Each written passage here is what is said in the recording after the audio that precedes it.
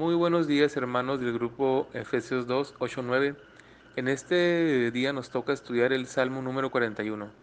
A continuación le daré lectura y lo estudiaremos en este día. Bienaventurado el que piensa en el pobre, en el día malo lo librará Jehová. Jehová lo guardará y le dará vida. Será bienaventurado en la tierra, y no lo entregarás a la voluntad de sus enemigos. Jehová lo sustentará sobre el lecho del dolor, mullirás toda su cama en su enfermedad. Yo dije, Jehová, ten misericordia de mí, sana mi alma, porque contra ti he pecado. Mis enemigos dicen mal de mí, preguntando, ¿cuándo morirá y perecerá su nombre? Y si vienen a verme, hablan mentira, su corazón recoge para sí iniquidad, y al salir fuera la divulgan. Reunidos murmuran contra mí todos los que me aborrecen, contra mí piensan mal, diciendo de mí, cosa pestilencial se ha apoderado de él, y el que cayó en cama no volverá a levantarse. Aún el hombre de mi paz, en quien yo confiaba, el que de mi pan comía, alzó contra mí el calcañar. Mas tú, Jehová, ten misericordia de mí, y hazme levantar, y les daré el pago. En esto conoceré que te he guardado, que mi enemigo no se huelgue de mí. En cuanto a mí, en mi integridad me has sustentado, y me has hecho estar delante de ti para siempre. Bendito sea Jehová, el Dios de Israel, por los siglos de los siglos. Amén y amén. Buenos días al grupo de Efesios 2, 8 y 9 y a aquellos que están escuchando por YouTube. Como todos los sábados tenemos por costumbre, se lee un salmo. En esta ocasión le ha tocado al hermano Joel la lectura del salmo número 41. Muchísimas gracias al hermano por la lectura del salmo número 41. Vamos a dar un breve comentario sobre el mismo, primero en el contexto histórico, ahí. Este salmo, como otros, también es un salmo de una petición, o sea, de que incluso desde que él está enfermo y él está pidiendo perdón, medio parecido a otros salmos, y hay como una introducción ahí, o él apela a una promesa, no sabemos si quizá era una oración de un sacerdote, lo que sí que él tiene confianza en esa promesa y está afianzándose de esa promesa para orar en el lecho donde está sufriendo él, en la cama y con dolor, esperando que el Señor lo restaure y le devuelva la salud. Ese es el contexto histórico acá del rey David, que está orando, está solicitando que el Señor se apiade, que lo sane de él, todos esos versículos que vemos ahí al principio. Y esa petición, vamos a decir, está hecha con confianza, con ruegos, pidiendo el favor de la sanidad divina a él y lamentándose él. No tanto, vamos a decir, por la enfermedad, pues él puede estar gozoso de la enfermedad, lo que él quiere, vamos a decir que el Señor lo redima más, o sea, se lamenta más, podríamos decir, no tanto por la enfermedad, sino vamos a decir cómo los enemigos utilizan eso para burlarse de él, usan y tramar, incluso hablar mal de él, como lo hicieron con Job. ¿Se acuerda cuando Job estaba mal? Decía, es un pecado, es esto, y la gente está esperando que el cristiano le pase algo, o no tenga dinero, o no tenga para comer, o se enferme, y automáticamente viene el comentario. Entonces el cristiano no se lamenta tanto por la situación, sino porque sabe que está en control de Dios, sino porque las personas utilizan eso para burlarse de Dios. Bueno, un poquito el contexto histórico ahí. Una cosita más que quería aclarar ahí. En el versículo, antes de enfocarme cristocéntricamente en una aplicación para nosotros, ¿no? Pero en el versículo 9, en el contexto histórico, dice, aún el hombre de mi paz en quien yo confiaba y el que de mi pan comía alzó contra mí el calcañar. Bueno, eso sabemos que está aludiendo también en el espíritu vamos a decir, al Señor Jesucristo, ¿no? Pero en contexto histórico quizás se está refiriendo a Agitofel, que era, vamos a decir, de él era el principal consejero de David, no sé si se acuerdan, eran como un ministro de Estado, y él comía, por supuesto, a la mesa del rey, o sea, muy cerca de él como lo hacía Judas, del rey, que era el Señor Jesucristo. Entonces, y él lo traiciona, ¿se acuerdan que le da un consejo a su hijo que se revela, que es Absalón? Bueno, lo traiciona de alguna forma a David. Bueno, lo mismo este hombre Judas que hace con el Señor Jesucristo. Bueno, vamos a tratar de ir un poco del... acuérdense de esto, cuando leemos los salmos, en esta parte de David debemos entender eh, que David, acuérdese, en algunas partes aparece como un tipo de Cristo.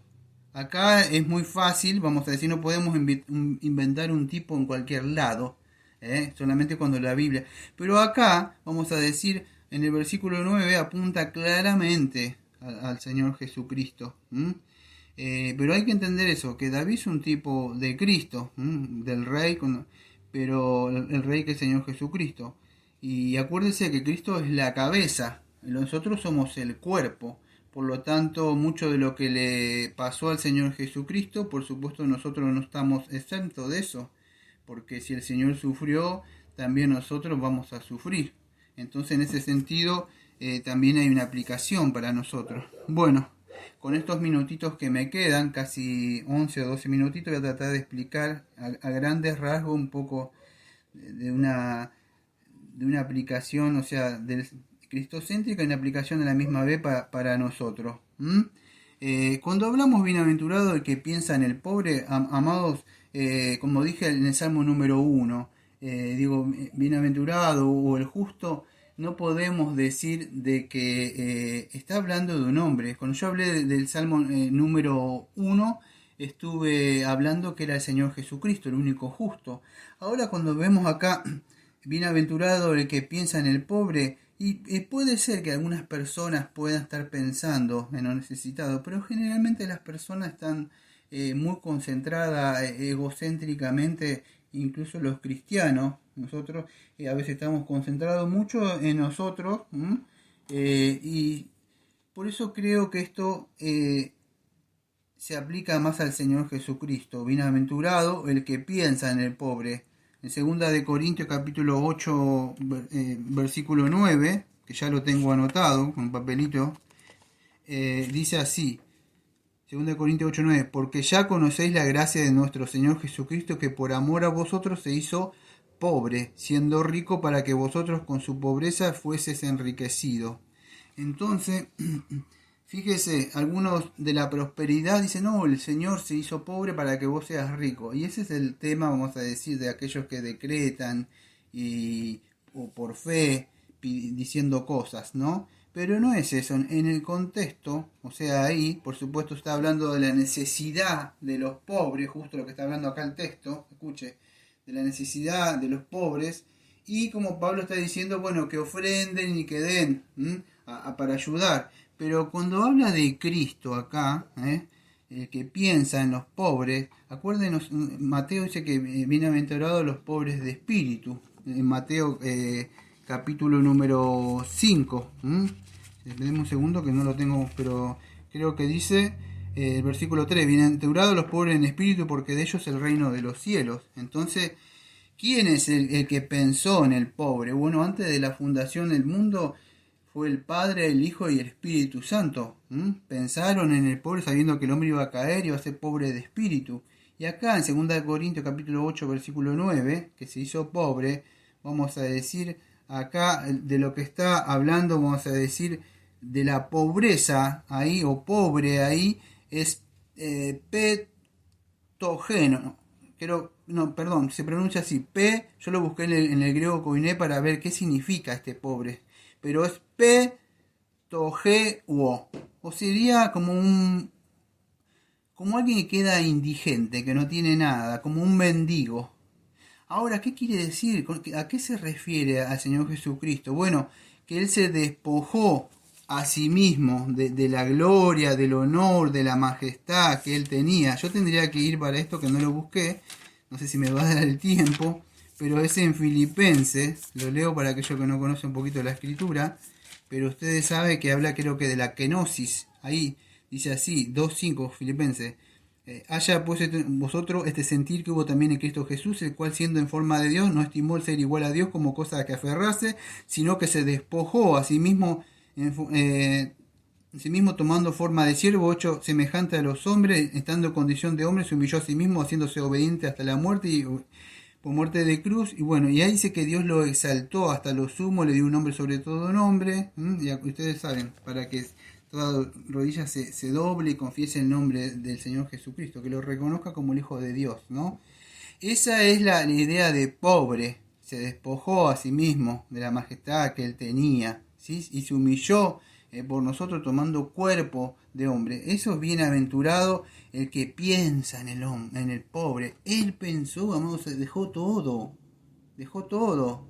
El hombre no quiere, como el hombre rico. Otro dice, ¿cuántas veces yo vengo predicando acá los sermones de las parábolas y digo, Dios dice que deje todo? Y muchos, este se la toma muy en serio el pastor. ¿Cómo dejar todo? El Señor dejó todo. Se despojó su gloria. ¿Sabía? ¿Usted pensó en eso? Él podía estar tranquilo. Y él vino. Ahora, ¿qué es esto? Se despojó, vamos a de todo para que nosotros seamos ricos. En el sentido de que es como dice el de la prosperidad. No, rico ahí es en el griego koinés, es plouteo. O sea, expresa, vamos a decir, él, o hablando del Señor Jesucristo, o sea, ya era rico, o sea, desde la eternidad o su gloria, pero aplicado para nosotros seríamos, para que seamos ricos en el sentido espiritual.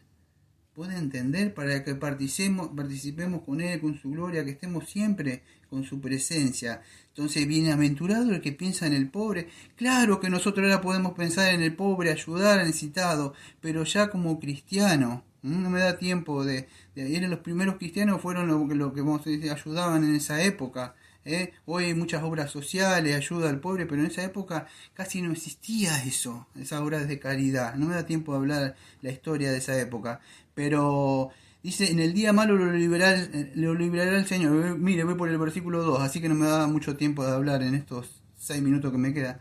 Dice, lo librará y lo guardará y le dará vida. Bueno, es eso lo que hace el Señor. Al Señor también lo guardó el Padre al Hijo, y no solo que le dio vida espiritual, porque ya era Dios, en el sentido que como Él vino para nuestro representante, para nosotros a darnos vida, todo para que todo aquel que crea, y lo librará no lo entregará a la voluntad de sus enemigos. ¿Cómo es eso si lo entregó? Claro, lo entregó porque era la voluntad del Padre, pero la voluntad del enemigo, ¿qué era? ¿El enemigo quién es? Ahí, ¿se acuerda cuando dimos la parábola que dice, ¿quién hizo esto? Bueno, un enemigo, el que sembró. Bueno, en el versículo número 3 acá del Salmo, ¿el enemigo quién es? Es Satanás. La voluntad del enemigo era matarlo, destruirlo para siempre, pero no lo entregó a él. Bueno, a grandes rasgos, dice, sana mi alma porque contra ti he pecado. Por supuesto que el Señor Jesucristo no pecó. Dice, pero ¿qué pasa? Llevó los pecados, o sea que fue castigado por nuestros pecados, sana mi alma, cura. Bueno, dice Isaías 53, no sé si me da tiempo, a ver los minutitos, sí, desde el versículo número 3 al 6 dice así, despreciado y desechado entre los hombres, varón de dolor, experimentado en quebranto, y como escondimos de él el rostro, fue menospreciado y no lo estimamos. Ciertamente llevó nuestras enfermedades y sufrió nuestros dolores, y nosotros tuvimos por azotado, por herido de Dios fue abatido, mas el herido fue por nuestras rebeliones, molido por nuestros pecados, y el castigo de nuestra paz fue sobre él, y por su llaga fuimos nosotros curados. Todos nosotros nos descarriamos como oveja, cada cual se apartó por su camino, mas el Señor cargó en él el pecado de todos nosotros. Y primera de Pedro 2, versículo 24, dice así, quien llevó él mismo nuestros pecados en su cuerpo en el madero, para que nosotros, estando muertos a los pecados, vivamos la justicia, y por su herida fuimos sanados. Amados, cuando hablo de sanidad, muchos dicen, decreto sanidad, esto, y empiezan a levantar su mano. Habla de los pecados. Por supuesto que hizo sanidad el Señor también, porque era las credenciales del Señor para mostrar que era el Mesías. Nadie puede hacer eso si no era enviado por Dios, dice Nicodemo. Entonces esto mostraba que era el Señor. Pero eso también apuntaba, era un tipo, un símbolo, a que él curar la lepra, era el pecado. Los ciegos eran los que no pueden ver, que están ciegos porque Satanás les cegó el entendimiento. todo apuntaba a Cristo, Él es la mente, todas estas cosas. Y sigue hablando, mis enemigos dicen mal. Por supuesto, hablando de David, esto pasó con David. Pero también con Cristo se me hablaban mal de él. ¿Cuándo morirá? Querían que muriera Cristo. ¿Cuándo morirá? Perecerá su nombre. Querían que sea olvidado, pero nunca fue olvidado el Señor. Incluso con los apóstoles. Se levantaron los apóstoles, quisieron matarlo. Pero la semilla de los mártires todavía y la sangre de los mártires hacía crecer más todavía. Entonces no podían, hasta el día de hoy no puede ser olvidado la obra en la cruz que ha hecho el Señor Jesucristo, y no solo eso, que murió y que resucitó. Nadie puede hacer olvidar el nombre. Las personas mueren, son olvidados ellos, pero el Señor nunca, permanece para siempre. Y buscaban, ¿te acuerdas? Estar con Él, acá como dice el Salmo. Y se reunían, murmuraban, todo y que vienen y piensan mal. Venían a ver, escuchar como los fariseos, a ver qué podían decir de Él. Y cuando cayó en la cama no volverá a levantarse. Bueno, acá de David, pero el Señor Jesucristo cuando estaba en la cruz dice, levántate, que tú que estás ahí, que sanaste, salte de ahí. Pero ¿qué sucede? Y cuando murió el Señor también. Pero ¿qué sucede? El Señor dice, levantarse es un sentido, hablamos de resurrección en el griego con él, resucitar es ponerse de pie. Bueno, acá levántate, el Señor se levantó, el Padre lo levantó, lo declaró inocente, justo, y a causa de él que nosotros también podemos tener vida eterna. Y acá el versículo 9 que tengo 2 minutos, casi no me da tiempo para hablar, pero en adelante dice, el hombre de paz. Bueno, por supuesto, ahí era una persona que traicionó a David, pero si ustedes ven en David, David 500 años antes de otro profeta que era Zacarías, había profetizado algo, y Zacarías también había profetizado otra cosa. David había profetizado que alguien que lo iba a traicionar, pero si ustedes se van a Zacarías, en el capítulo creo que es 9, versículo 12 y 13 dice, y le dije, si os parece bien, dame mi salario, y si no, dejalo. Y pensaron por mi salario de 30 piezas de plata. Y dijo el Señor, echadlo al tesoro, hermoso precio con que me han apreciado. Y tomé las 30 piezas de plata y las eché en la casa la casa del Señor al tesoro.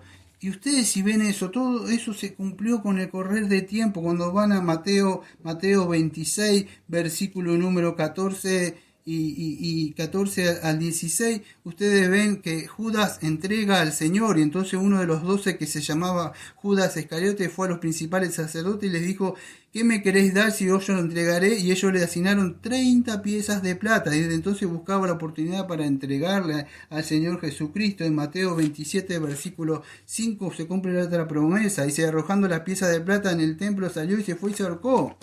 Amado, todas las escrituras nos muestra que apunta a Cristo, y estas promesas se han cumplido. Podría hablar muchísimas cosas más que no me da el tiempo, pero vemos que todo esto desde el principio al final habla a Cristo, y si esto se ha cumplido, se va a cumplir que el Señor Jesucristo va a volver en una segunda venida y va a juzgar a los vivos y a los muertos. Hoy es un tiempo de gracia para que usted vaya y pida perdón. Él puede sanar sus dolencias, sus enfermedades, pero lo primero y principal es que Él puede darle perdón de pecado. Cuando tengo que hablar que mañana, ore ahora, clame ahora, pida, Señor, perdona mis pecados. Estoy seguro que el que viene a Él no le echa fuera. Bueno, nos vemos el próximo sábado con otro salmo hermoso, que es el salmo número 42, si Dios quiere. Que tengan un bonito día.